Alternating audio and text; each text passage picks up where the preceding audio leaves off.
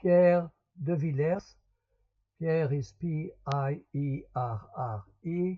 De Villers is D-E-V-I-L-L-E-R-S.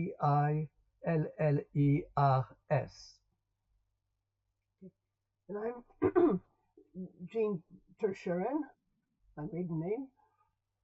That's Jean, Jean, Terschuren, Terschuren.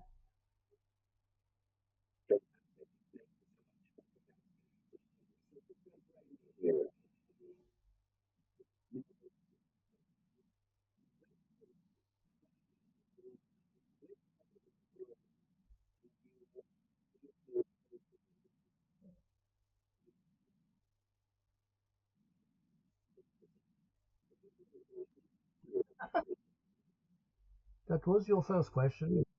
Paper, yeah. It may not make sense.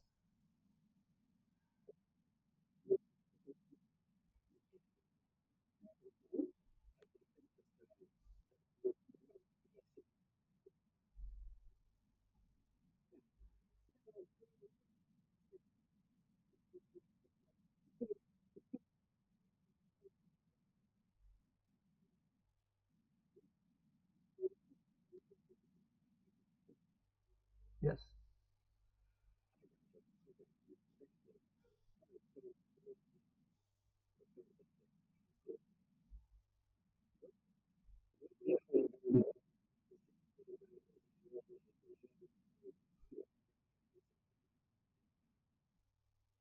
And cliff lines. Um, okay, when and where I met our co-founders um, of CFO, of California Field Ornithologists at the time, was at the beginning of 1967. I in San Diego. I arrived in California, in La Jolla, in September 1966. I started birding around from the beginning of the time I was there without knowing anyone. And I participated in the Christmas count in 1966, and the organizer at the time, Jim Crouch, told me that since I appeared to be serious, I should not continue to meet the local people. I should get in touch with Guy McCaskey, and because he was the only serious bird watcher in the area. And my wife and I were leaving at that time for the north. We went to the Bay Area, and in the Bay Area, I was told at the Audubon shop that I should get to meet Guy McCaskey, and then I got to Point Reyes Bird Observatory, and they told me I should call Guy McCaskey, and a few other places I heard the same thing. So when I got back to San Diego, the first thing I did, I called Guy McCaskey. The first thing he told me was, I'm from Britain, don't you? I said yes, and he was very glad to talk to another European, and so we agreed to meet immediately after that, the next weekend. We met in the Tijuana River Valley at Oscars, and while we were waiting there, he told me we would be joined by Alan Craig, and that for an American, he was not that bad as a bird watcher. And he told me of from the start of his desire to bring American ornithology to the level of European ornithology. So that idea came right away. That's all he could talk about at first. And he was so glad to have a fellow European to talk about it. And so we went birding, and I spent the day with him. Alan joined us, so that's when I met Alan. And then Guy brought me back to Jean's house and introduced me to Jean that same day. And I met Cliff and Ginger either that day or just after. Anyway, from there on, every weekend, somehow all of us were together, and also during the week, since Jean's banding operations were a great attractions to everyone. So we formed a group from there on, and we continued as long as we were in California. So that's how we met.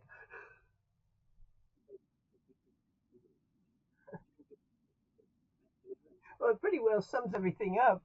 Uh, of course, we were all impressed to meet a real European ornithologist who had a very different conversation than we had, and it brought to us so many more things that we didn't know, much more information, and sort of raised our level of awareness, I think, and so it was an exciting experience for all of us, and I think that's it. And Pierre had a lot of was interested in seeing new birds, and since there on Point Loma, especially during the spring and fall, we were catching batches of interesting birds, and he had a list, like everybody found, of birds he needed.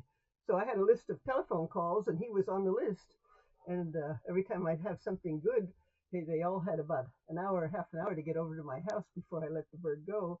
And that was the atmosphere then. It was very exciting. Of course, Ginger lived right over the hill down in the canyon, and she had her nets going, and she'd come and help me band because I had a lot of eye problems at times, and she came and helped me when I think 100 or 200 birds at a time, and during good days in the spring, and that was a great period, I must say.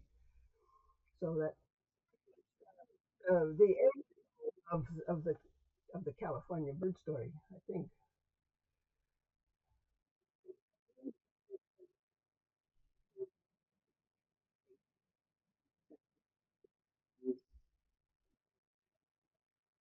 Well, Alan and I got to San Diego in the winter of '64. We had been in Georgia and in Alaska, and he, Alan got the permit. It was his permit that we were banding on, and we'd picked up some experience along the way. And so when we got to San Diego and found this house with a backyard like it was, right on the top of the ridge of out on the end of Point Loma, we he put up the nets with a drip in the middle, and in that part of the world, when you put a drip up, birds come.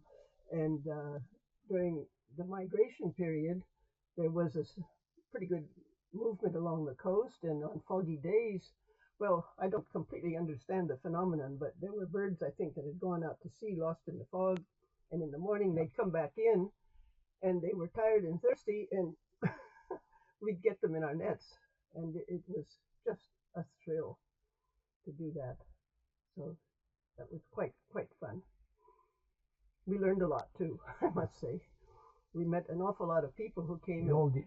Yeah, Alan Phillips came from Arizona. He wanted to see our hummingbirds because we were catching all the hummingbirds, and he was working out identification keys, and we got a few hummingbird tail feathers for him to be able to study, and so we felt like we were really doing something, and it was a great time. And then, of course, we wanted to share our information, and the idea came after talking to Pierre and Guy that we should start putting some of this on paper. And little by little, I don't. It's been a long time ago, so I don't remember all the details. My goodness, it it was an experience of a lifetime, I must say. This whole thing, and I'm sure the others in the group must have the same emotions that I have had over that period. But I haven't heard the other. Not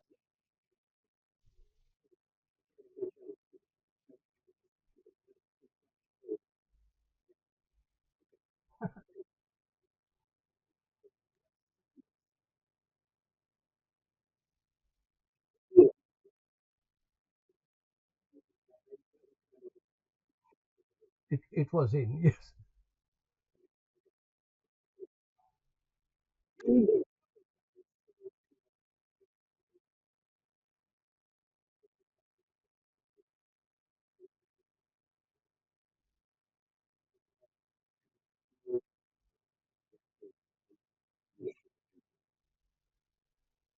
Yes, how Guy and I uh, thought of a new journal in a new and from them came the group. It was the journal that was the first consideration.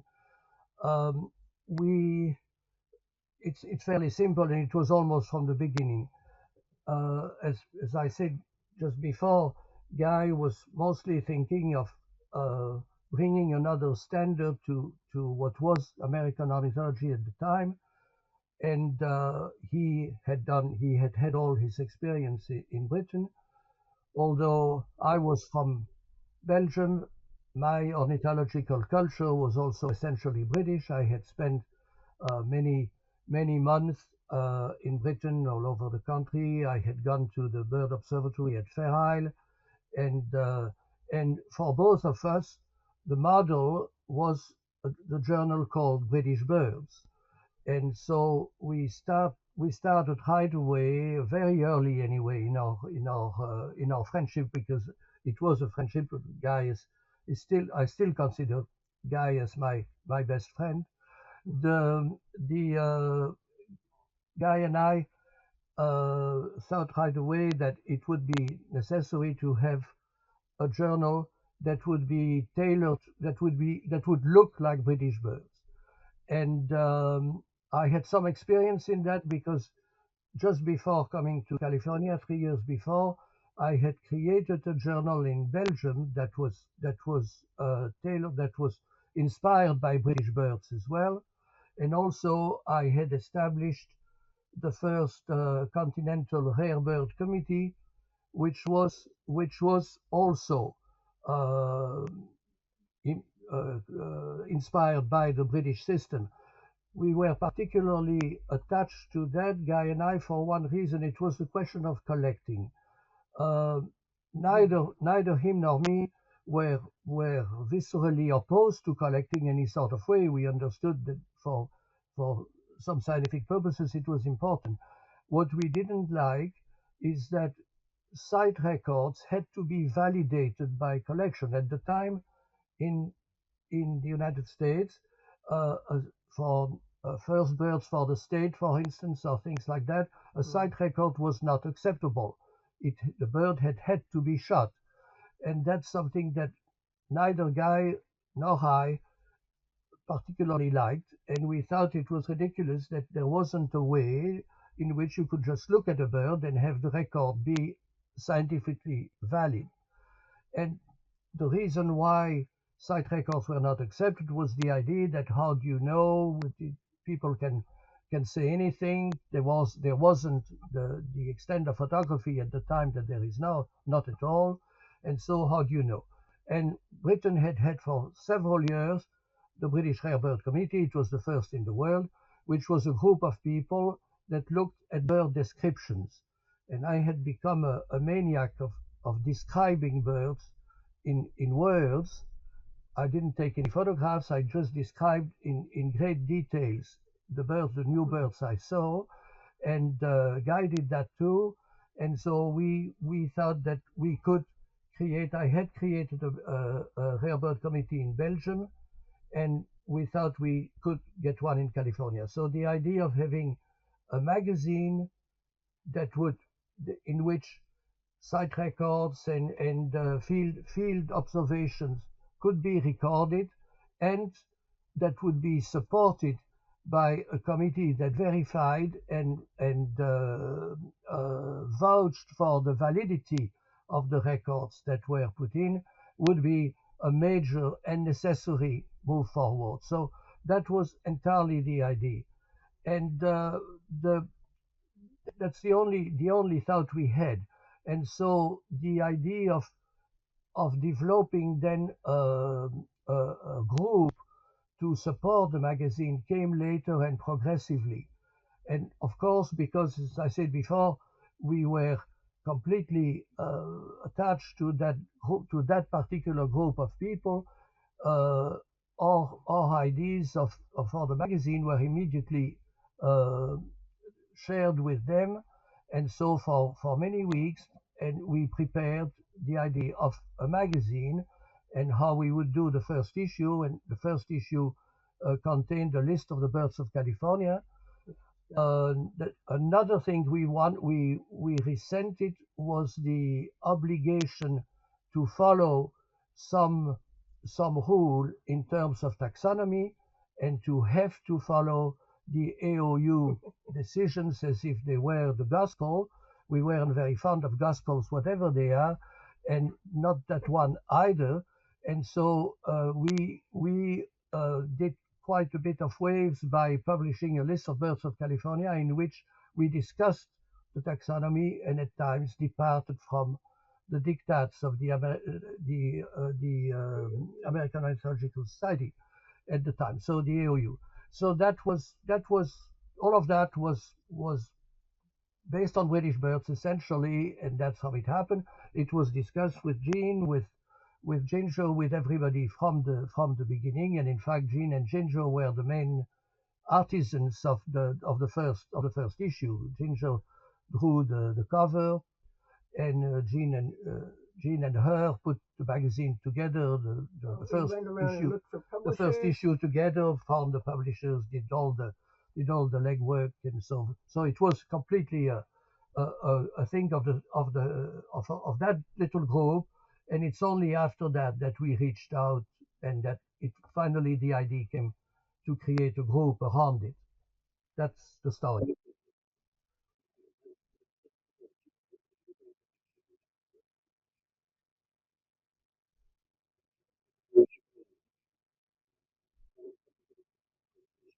Well, of course, it was extremely exciting and very novel, and we were learning a whole lot about avian systematics at that point, and discovering that just because some organization went and published a bunch of names of birds, that we had to stick with it, and because we were seeing for ourselves on the ground, these birds were not the Orioles. There were a few good cases.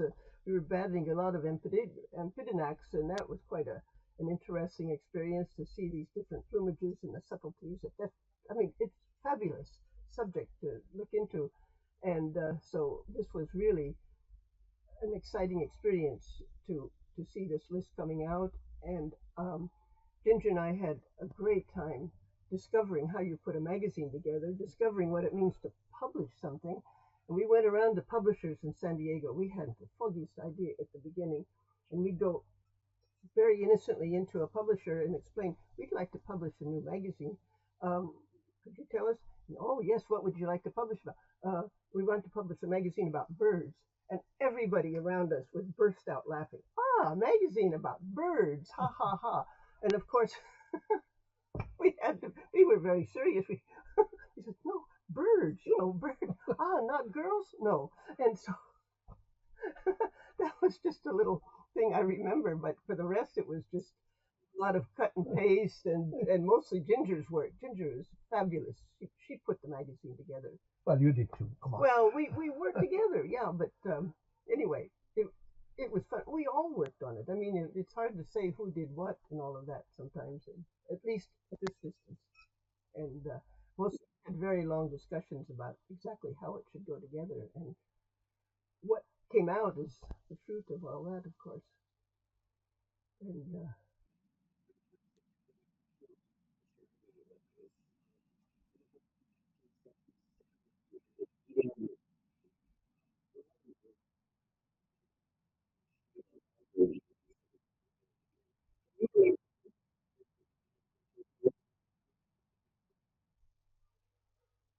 that's a good question. I have We've no talked about that, recollection. and we don't. We remember Alan Baldridge very well, Yeah, and we had other contacts. The thing is, uh, at that time, by then, we had contacts with lots of people around and outside of San Diego. The Sham Shuffle and his group in Los Angeles, with Alan Baldridge, with people elsewhere, with people in Monterey, with Jean Cardiff at the museum up there. in Of San course, Bernardino. with Yeah. with Georgel. Georgel was very close to us, the curator of birds at the San Diego Museum, and so we We were had a big discussing all time. sorts of things with all sorts of people. And the meeting at Alan Baldridge's, I had forgotten, but I think that's when we were starting to think that we needed a broader base than just San Diego, and that probably a group would become something important. That's about the time, and what made a very big difference in the more than that meeting. What made a big step was the pelagic trips. Now, of course, they're not, they're everywhere. At the time, they were only in Monterey and San Francisco. and San Francisco. Yes, The Farallon mostly it was the Monterey one Well, every fall. They were so different. They were two Yeah, different kinds but of as trips. far as just going to see birds, not to go somewhere, it was mostly the Monterey one. And I had written to Bill Bourne, another British ornithologist, a specialist of seabirds, to ask him where we could see pterodromas off the coast of California, and he had said go far out, go to 90 miles or so, which nobody was doing at the time. And so we had a first trip right off La Jolla, because there had been a very big influx of black-vented shearwaters, which were attracted by the spawning squids in the La Jolla Canyon. And I was very interested in that. I was hoping to see a slender bill within that. And so I convinced Jean to organize a trip. I remember that at that time, Guy and Alan were way in the north, and we greeted them coming back early in the morning to say we're boarding on a boat in 2 hours. They all slept on the floor. Anyway, we had that first trip, and then after that, the idea was to go as far as possible to 90 miles. And so Jean started organizing, and that was just her, started organizing pelagic trips off San Diego three, 4 times a year. And after we discovered tropic birds at San Clemente Canyon, they became known nationally, with people flowing in from New York to go to her trips. And so that became a group activity that put us in contact with a very, very large number of people. And that's when really I think the California field ornithologists took a reality as a big group rather than a few people publishing a magazine. I think that's, yeah. That's the way it was, yeah.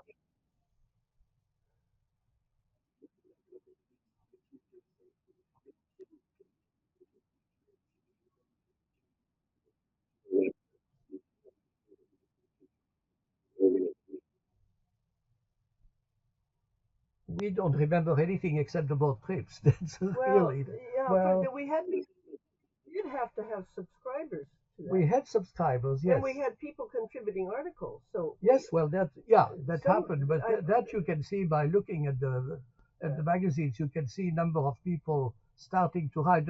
The main thing was to get people to write. It's always the problem of a new journal, is to get authors. That is the chief problem. Even more than the subscribers. That was well that time, because that was the financing. Yeah, I know. It was not nothing. Yeah, no, but I don't remember that part. Didn't know. I don't remember anymore how who was handling the administrative part. In fact, perhaps Guy. No, I don't think so. Oh, Guy may remember. Remember, yeah. Huh.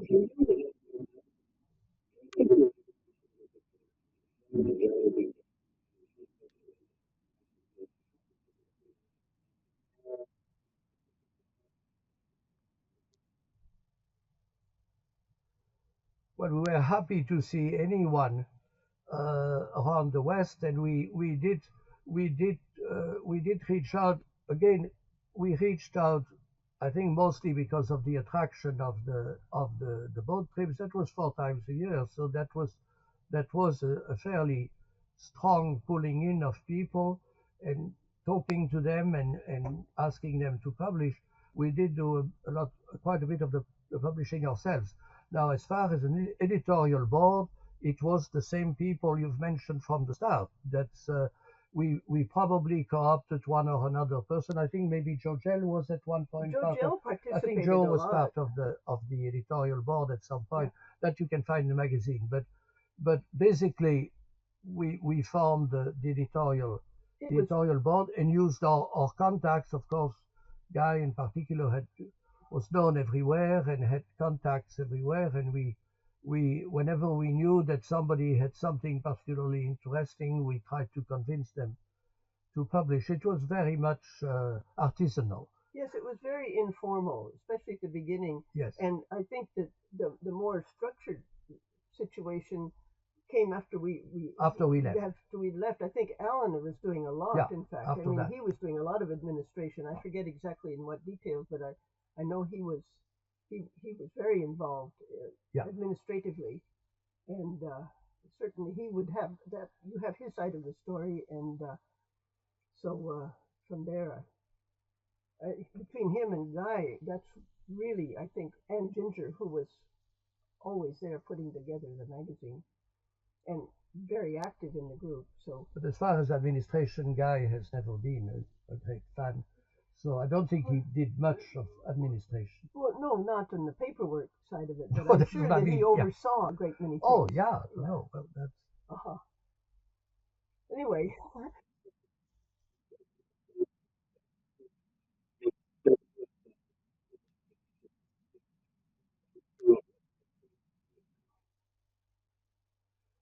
That's a very difficult question for us because we've been away from the local scene for so long, and the only thing I could say, but it would not be maybe not be particularly nice, but the one thing I could say is that in the recent developments, I believe that uh, CFO or whatever or Western Birds now we will, I hope, remain unmoved by the current wokeism that's going through the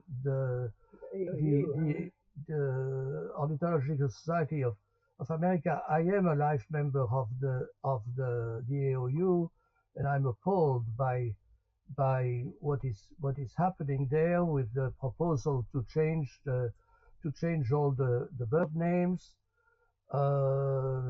to be supposedly to be inclusive, which is counterintuitive. But and I notice with uh, with great pleasure that all the living members among the founders have all been among the first to sign the petition to oppose those decisions. It's been signed by Guy among the first 5 or 6. It was signed by Alan. It was signed by Narka. By John Dunn, I think. By John Dunn, and so I think that Western birds is at the moment fairly protected from that curious movement of changing everything and forgetting history and tradition. Obviously, there's a very strong reaction there. So maybe that will make.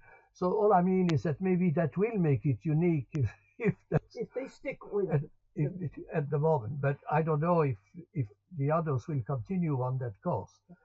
One has to remember you can't fix the present by changing history. Yeah. I mean, all you can say is it's historical and go move on in the present. Yeah. But anyway, for anything nowadays, you have to. The only thing I can think of as being unique now is that, but maybe there's other things.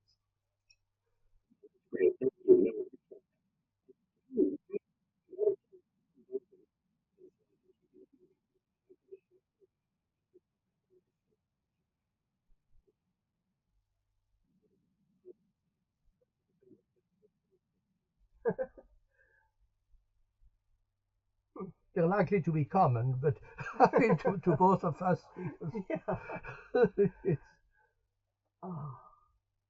Well, probably, perhaps at least the first that comes to mind, and I know Jean has already told me, is the great pleasure with which we we found our colleagues at the anniversary of CFO in 2014, when we were kindly invited by the president to uh, to come to the celebration, and when uh, walking out of the hotel in which we were, we found Guy McCaskey coming in, and we fell in each other's arms. That was a memorable time. We didn't A expect memorable it. time. And they just stood there in front of each other like that. I hadn't seen him for more than 10 years. The last time I had been in San Diego. Uh, so that was, I think, very memorable for both of us. Yes, indeed. Since it's to him that we ought to have been introduced to start with. Yes. So he has had a considerable importance in our life.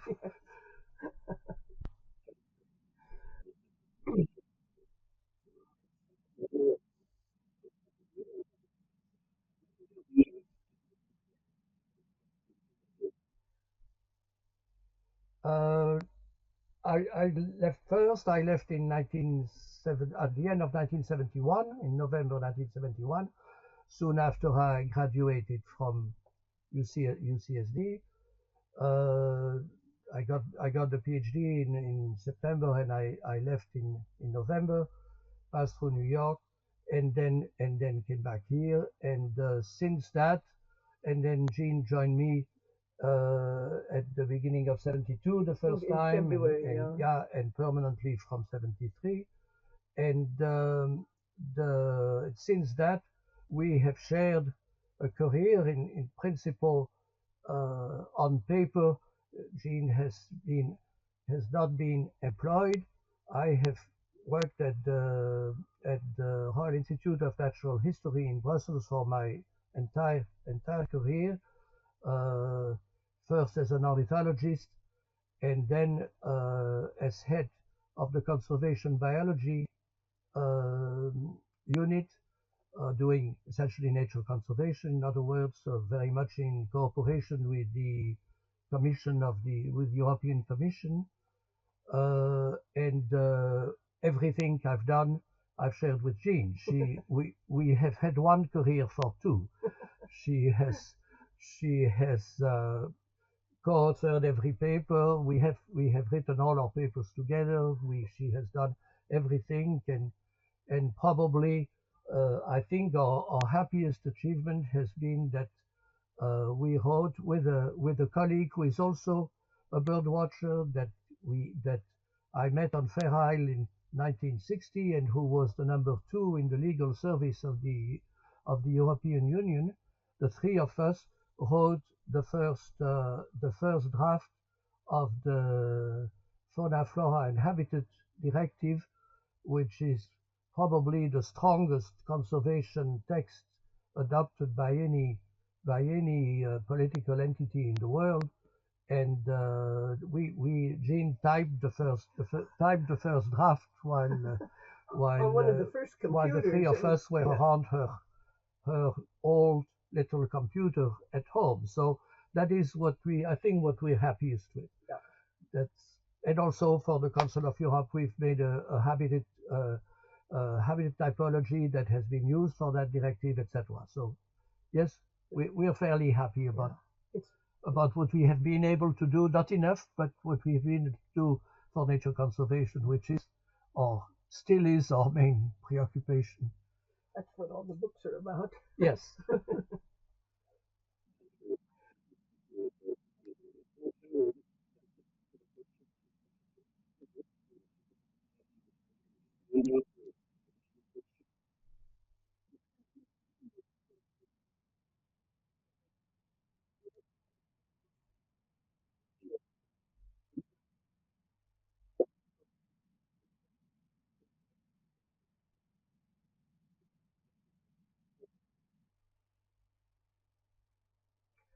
Want to be the first? Well, Go. I have to put my thoughts together. Maybe you have a quick idea. You mean in which direction? As what they should do? You mean?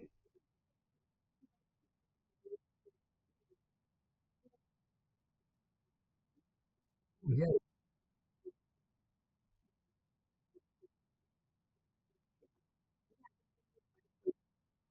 Oh, but that's what I mean.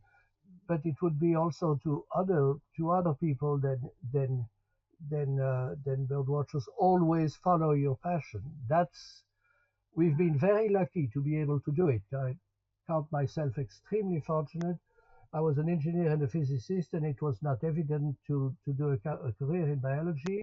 I was I, I I count myself extremely lucky to have been able to follow, and I think both of us feel extremely lucky to have been able both personally and in our careers to always follow our passions. I would say I would say do it. We have only one life, so. And the people who say you should do something else and then when you're retired you can do well, no. Yeah, and you have to do it while you're young and and have the energy, because as you get older, you lose that energy. It's very you simple. can, but anyway, for us, retirement, because we are retired, but retirement has not changed anything because fortunately, Jogel always said that he had never worked in his life. He had always been on holiday because he did the same thing at Whether you at was, his yeah, job that he liked to do. And it's the same with us. We can say either that we worked all our life, all the time, or that we were on holiday all the time, because there's never been a difference between our leisure time and our work time. So I would say follow your passion and see. And unfortunately, these days, I think you have to tell enough people that, as Soule, the father of conservation biology, said, it is greed that will destroy the planet, and so try to try to seek something else than what is yeah. destroying the planet. I think For young that's people, stop telling them they have to make a living. Tell them to get out there and live. And yeah, probably that's yeah. the most important thing. Find a way to do it. That's, make it work. And enjoy nature. Nature is so, it's very, it sounds corny to say so, but nature is really good for you. I'm going to be 86 next year, and I don't feel any different than I did when I was in San Diego, except not quite as strong. So,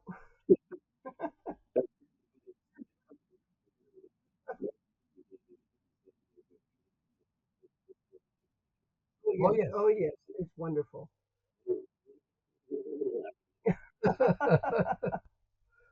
But the whole rest of the world is pretty good.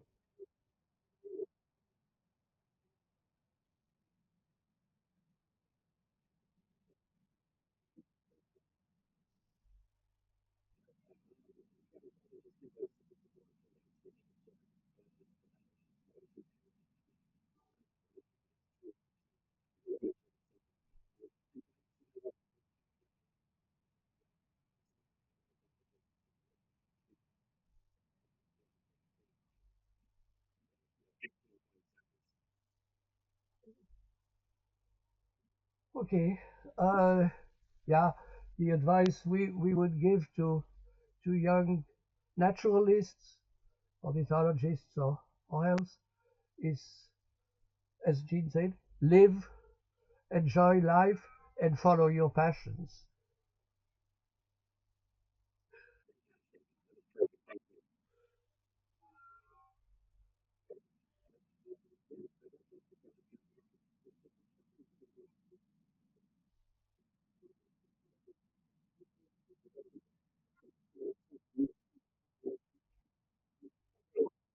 Well, we have a chance to see these interviews.